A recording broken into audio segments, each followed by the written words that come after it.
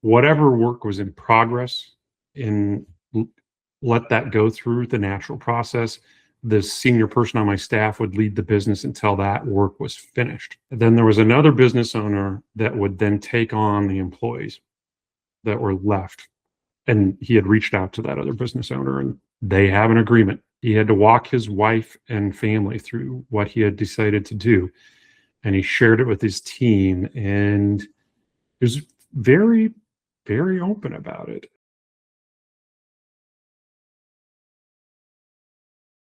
Hey everybody, Chris G here, Hard Hat the CEO, and yes, it's time for another episode. And today I got a good person all the way down the road, actually my neighbor in Kansas City, Missouri, Jay Meacham. Jay, welcome. How are you today? Thank you, Chris. It's the best day of my life. That's how I'm doing. That's right. Well, Jay, we're going to talk about, I guess, some coaching and how that we can help other contractors and avoid getting stuck and everything like that. But first, I want you to tell me a little bit about yourself and why building dream homes and homes in general are so important to you. Yeah. So when I was 13 years old, I grew up on a farm in central Iowa. When I was 13 years old, our house that had been our home for 35 plus years burnt completely to the ground. And so my mom, my dad, my sister, and my brother were all without a roof over our head or a place that we could call our home for close to 8 months. And that stuck with me.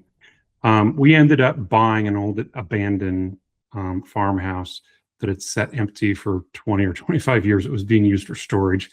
We bought it from a landlord that my dad was working for, and gutted the thing completely and added a couple of rooms onto it. We moved into it 8 months later. It wasn't in any state that we could legally occupy it. It wouldn't have passed codes by today's standards, but we moved in.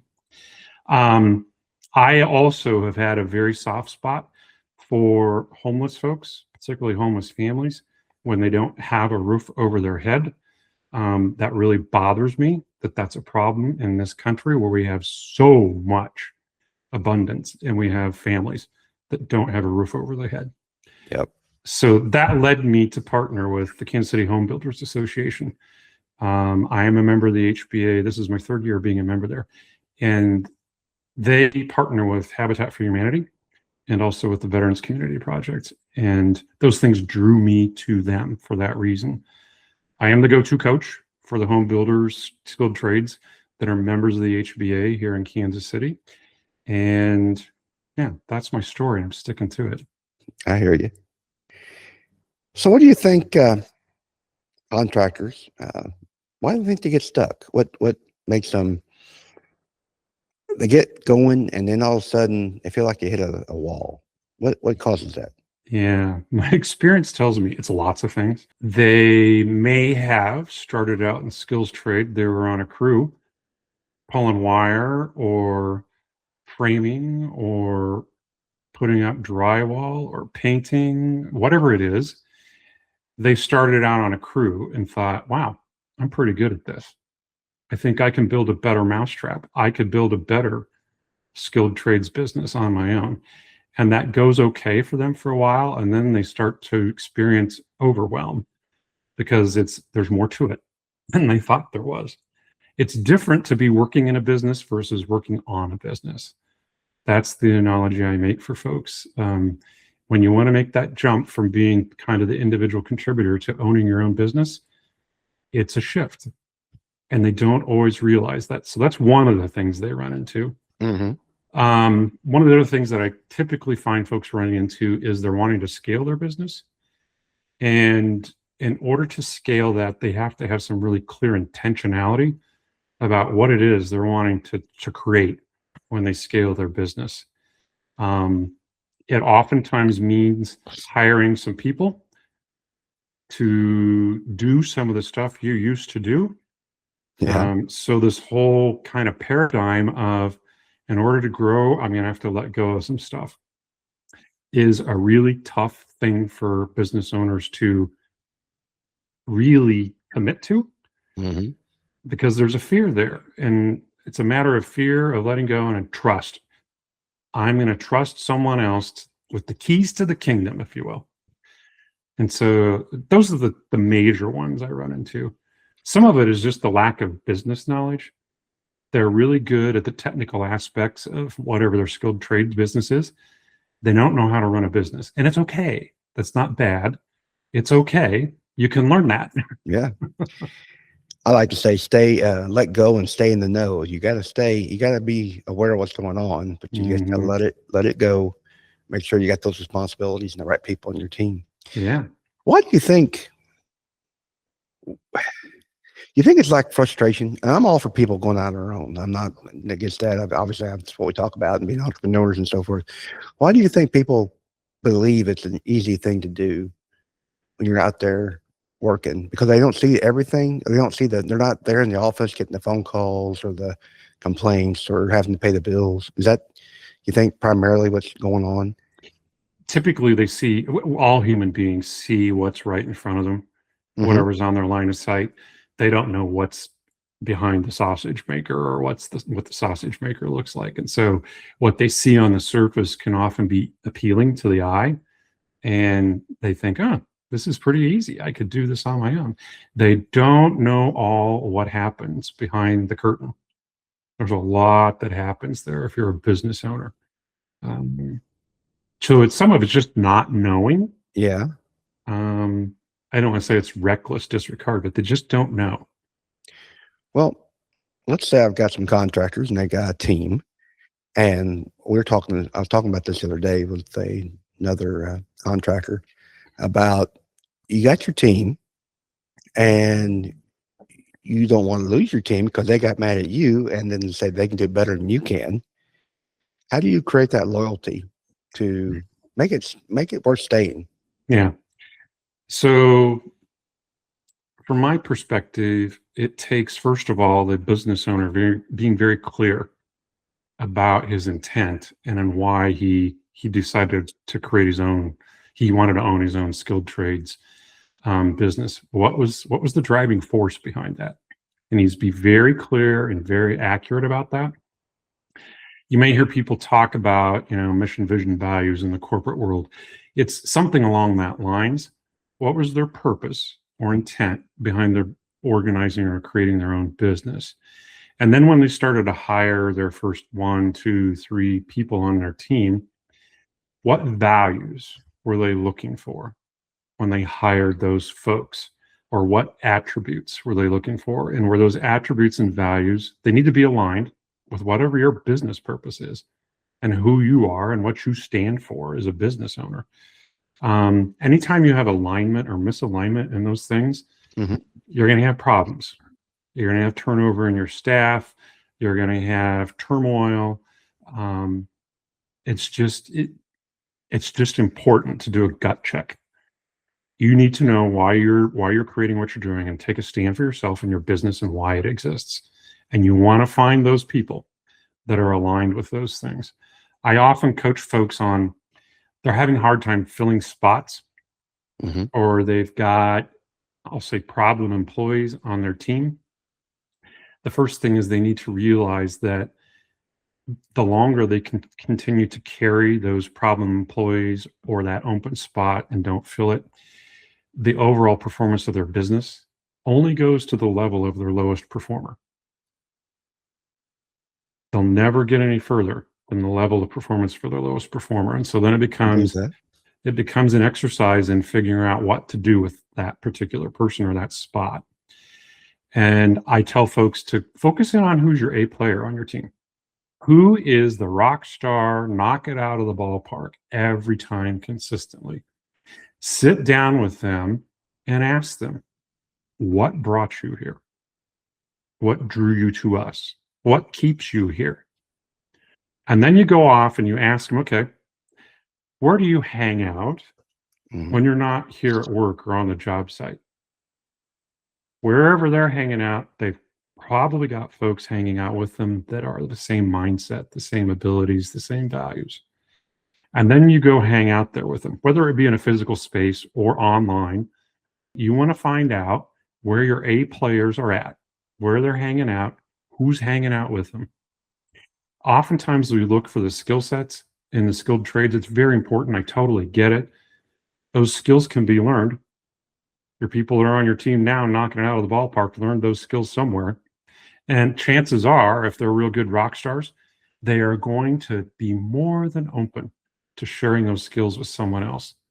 So I often coach folks on look for the abilities, not so much the hard skills.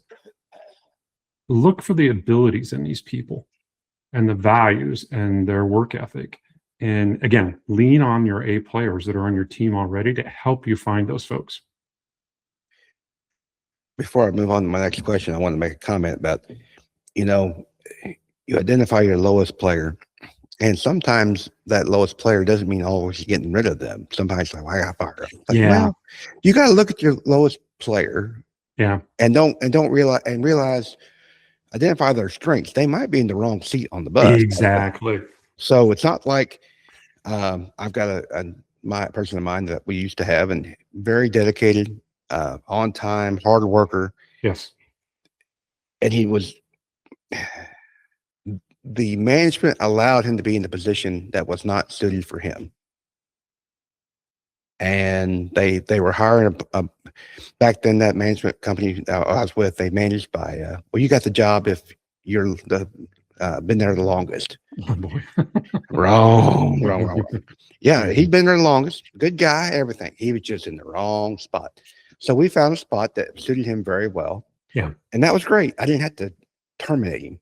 So I don't want people thinking that when we talk about people not, I don't say not performing, but not living up to the expectations that we have for that position, Yeah. it could be you just got the wrong person and you got to find them a different place. Yeah, Chris, I'm glad you brought that up because I'll offer some additional context around that.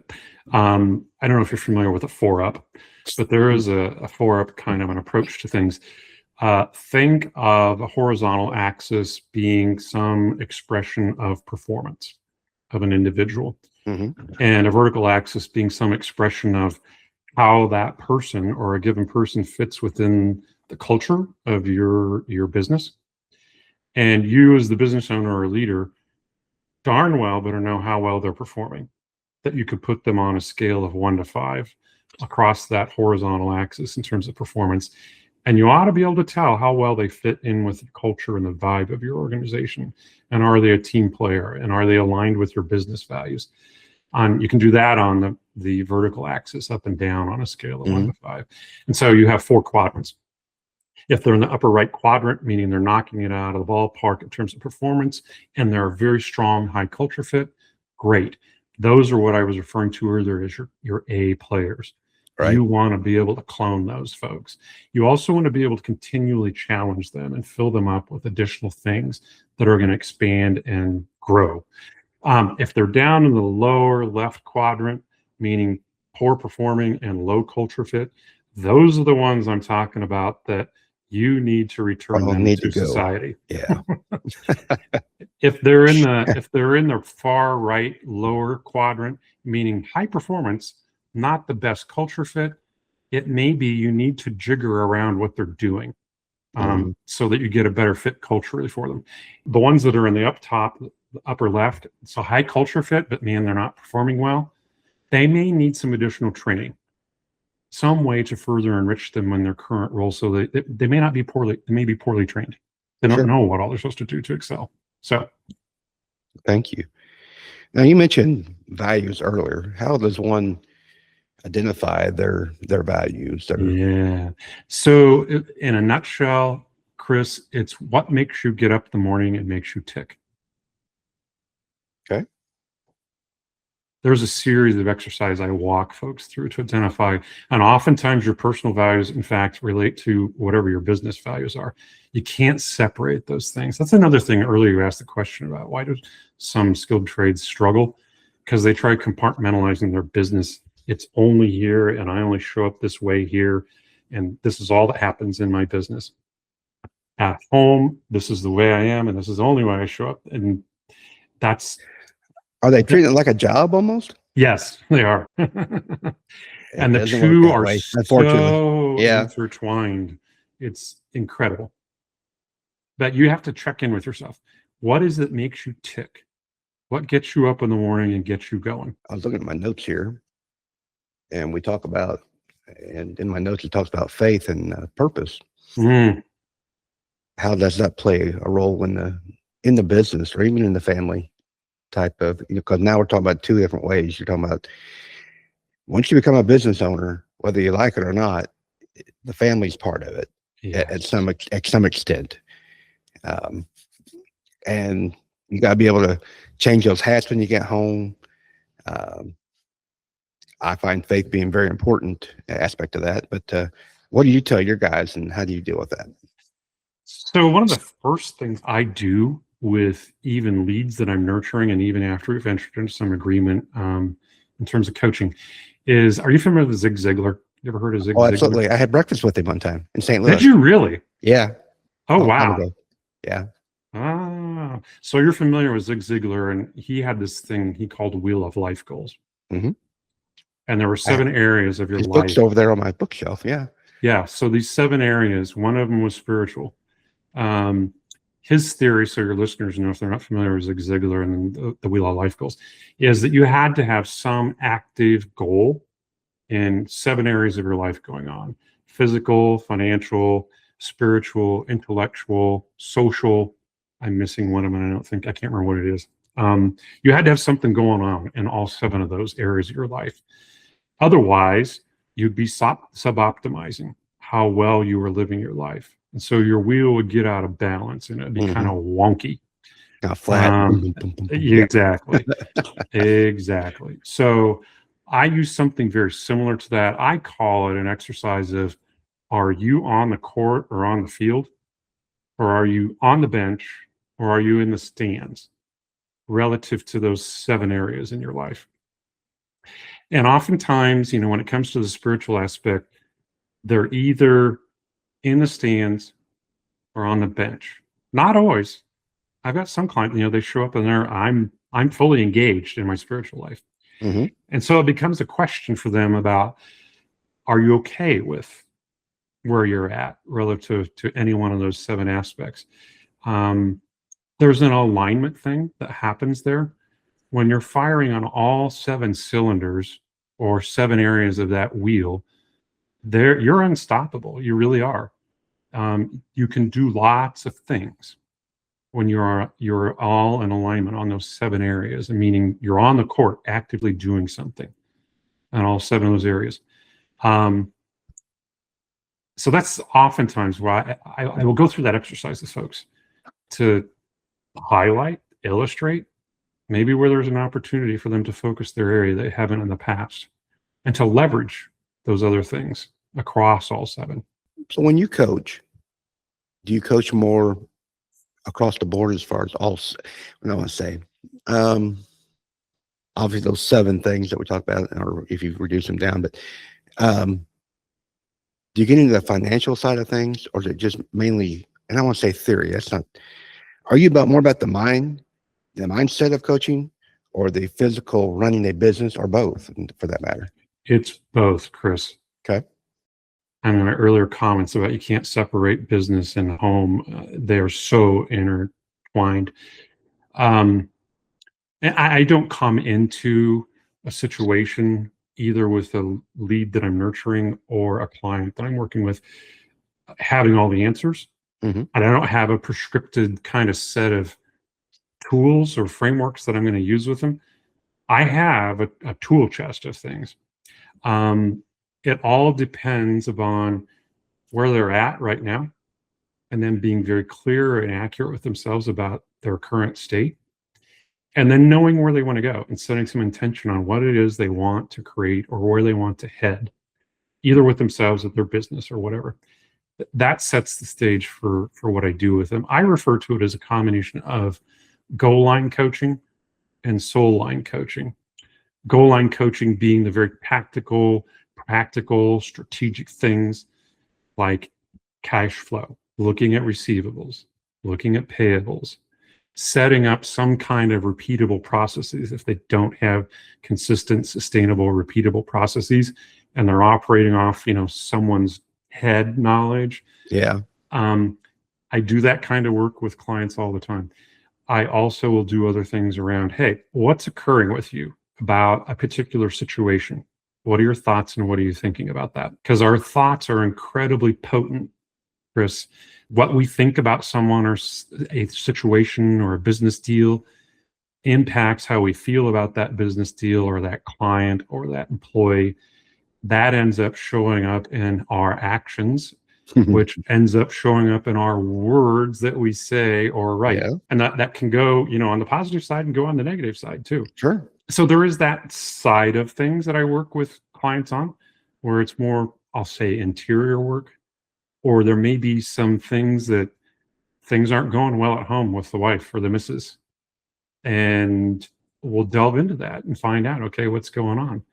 And oftentimes the business owner is bringing something home to the home front. It's a lot of weight on your shoulders, and it's very overwhelming to be a small business owner. That's not lost on me. I totally get it. And there are ways to talk about that and kind of let the armor down, particularly for men. Men have a really hard time doing that. And I get it. Or men. That's just We're men. We are expected genetically to keep that stuff close to the vest and not show any emotion about that stuff. But you carry that stuff with you. At some point in time, it's untenable. It's unsustainable to do that. Is it like the 80-20 rule? Do you find most are 20%, say, soul problems or 80% goal? Or I had a podcast that we were talking about 80-20. I mean, you can use those percentages different ways. I'm just a guess that most people are in their head more than they are the goal side. That's just a gut feeling I have. Yeah. You think so? Yep. I mean, I work with all kinds of clients. Some of them, they've been very successful. They started their own business.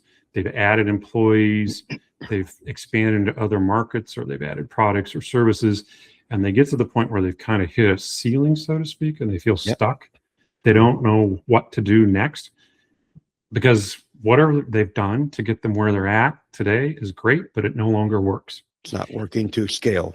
Yes, and that's where they're getting in their head. And I have to help them kind of unpack what's going on there. And so, yeah, I don't know that I could put a percentage on it, Chris. Oh, I know, but it's just, it's not 50-50, I would assume. No. Yeah. No. That's what I'm guessing. I would say it's both. It's a little bit of both all the time. One thing might cause another, or vice versa. It does. Yeah. It does. If you're not hitting your goals and you get in your head, but then you might say, well, I'm not hitting my goals because I'm in my head. And you end up beating yourself up. Yeah. And I don't know what I was thinking by starting this business. And I'm the worst business owner there ever was. I've heard it all. Now, typically when we talk about trades, we're talking about usually subcontractors. And is that mainly people you talk to, or are you doing with GCs or guys that are out there getting it done, and the home builders as per se? I am working with general contractors. I work with subcontractors. I even work with the staff at the HPA. Yeah.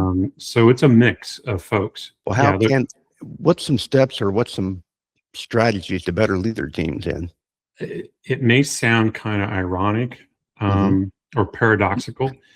It is, they need to take time to slow down. And I don't mean so much slow down physically, because I get the grind and the hustle, and you've got to do that, and you've got to show up, and you've got to respond to quotes and bids. You've got to be available to your team. I'm not talking about slowing down the physical hustle. I'm talking about slowing down your thinking. Do you do that with teams, or how do you do that? I do it one-on-one. I've done group coaching too with teams. So both.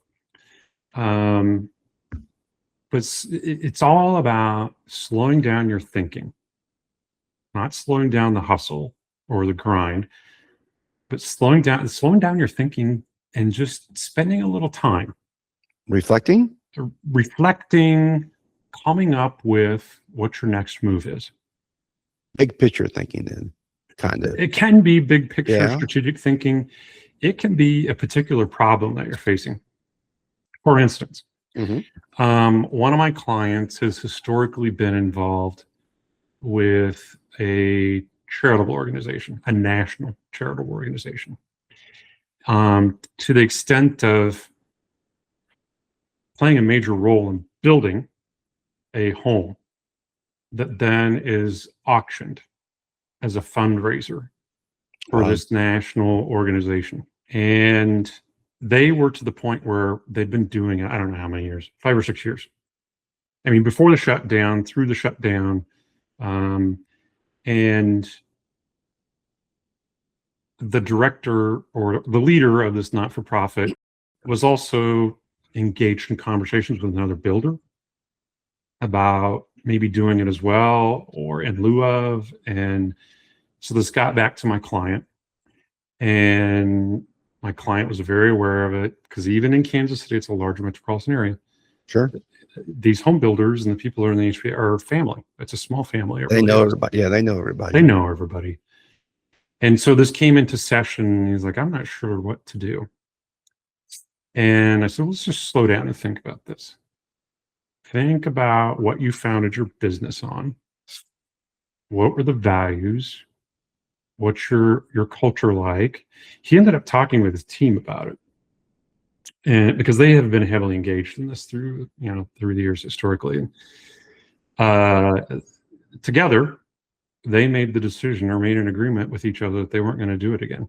They were out. So it's that kind of a thing. Really slowing down, because oftentimes we get in our head and we think we have the best answer, and I'm superhuman and I can tough it out and I can come up with all the answers myself. Right. And that may be true, and it may not be true. So slowing down, kind of verbalizing your thoughts and what you're thinking with someone else or a team, you then open up, you get a different perspective. Mm-hmm. And oftentimes in our own heads, I do it all the time. I get myself into kind of the construct of it's either this or it's that. I'm either going to do this or I'm not. And what that does immediately puts you in a corner. That kind of thinking puts you in a corner here. You only have two choices. It's that or this. So a lot of the times I work with business owners on, okay, let's suspend with the either or thinking because it's very restrictive. Let's think about all the possibilities. What are all the possibilities you could come up with relative to this particular situation? I have a friend that likes to say that she lives a life of multiple choice answers, and you can pick more than one. So Yes. It just opens up the thinking so much broader. And when you do that in a group, particularly people you trust and you value, that's very, very powerful. You will always come up with something deeper, richer, and more meaningful than you ever would have in your own little head and your either or thinking. Why, you mentioned team earlier, why do any business owner for that matter, but contractors in particular, why do we need coaches or mentors? Oftentimes, what I hear is, I don't have anybody else to talk to. I'm alone. Somebody they just don't understand. I'm afraid. I could never go to talk to my wife about this or my husband about this. I could never go talk to my son or my daughter that's in the business about this. I would be embarrassed. I would feel ashamed if I talked to them. I can't talk to them. They think I have this all buttoned up and under control. Don't want to ruin that for them. Yeah. No, you don't.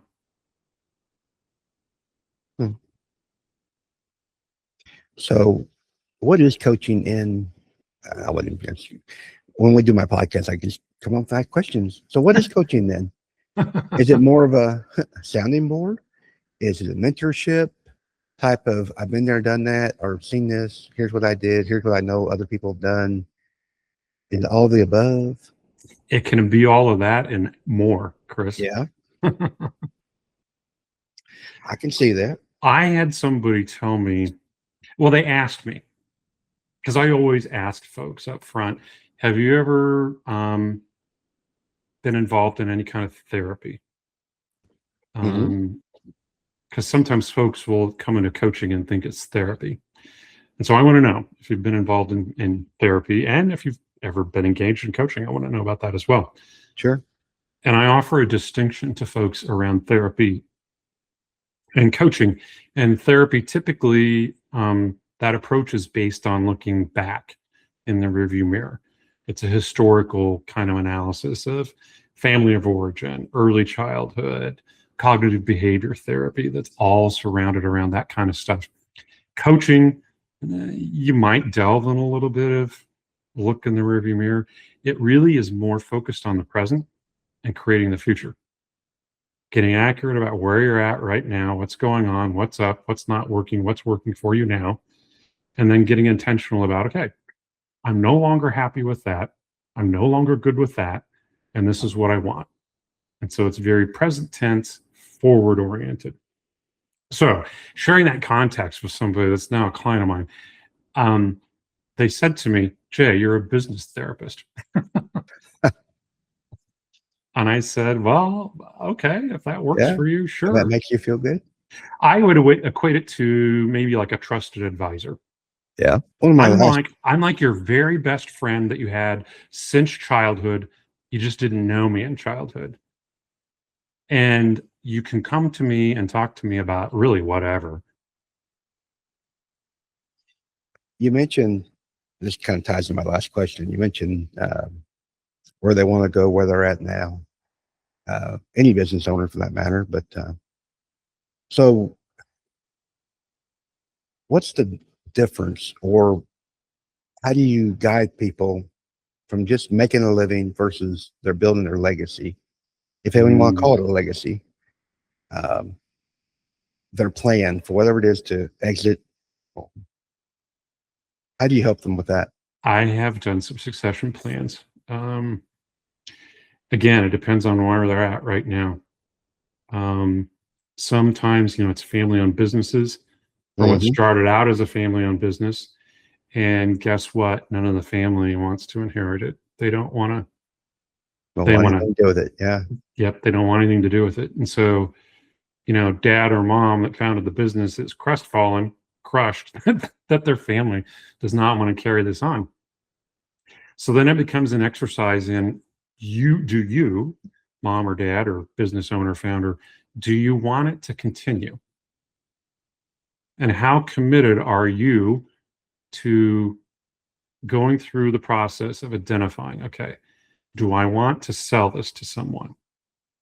If I want to sell it to someone, then it becomes a business asset valuation exercise to figure out, okay, what is this worth? And then engaging with a business broker or someone like that to find someone to buy it. Are you wanting to sell it to a competitor? Maybe, maybe not. Maybe, yeah, it depends. Are you just wanting to dissolve it since none of the family? It just all depends. It all depends, Chris. In that situation, or those situations where I've been coaching business owners, they are so much wanting someone to walk them through that process because it's painful in some ways. It's their child. I mean, exactly. It's their child. Yeah. Exactly. I just had this conversation with a client today at noon. This is your baby. You gave life to it. It's your blood and sweat and tears. It's all there. And they need somebody that can come up beside along them and say, okay. What's one thing I learned from my old boss, and I know now, because I do have teams, you're not only responsible for yourself and your family, you're responsible for others and their families. Yep. And that's a hard thing to, I don't say overcome, but you mentioned the dissolve. Well, you're not dissolving the business, you're dissolving all those guys' livelihoods. That's a hard one to deal with. Yeah, it is. For me. Yeah, it is. I'm thinking of another client that just recently went through, I'll call it a succession plan, where another one of his employees, probably the most tenured employee, it was based on the premise of something happened to my client. He was incapacitated or died. And so his intent was to, whatever work was in progress, let that go through the natural process. The senior person on my staff would lead the business until that work was finished. Then there was another business owner that would then take on the employees that were left. And he had reached out to that other business owner, and they have an agreement. He had to walk his wife and family through what he had decided to do. And he shared it with his team, and he was very, very open about it. Yeah. It just takes courage, and it takes some intent. And, I say it's a part of you being a leader. Whether you think you signed up for that or not, guess what? Yeah. Here you are now. Here you are. Jay, if my listeners wanted to reach out to you and contact you, what would be the best way to do that? They can go to my website, Coach Jay Meacham. That's all spelled out, CoachJayMeacham.com.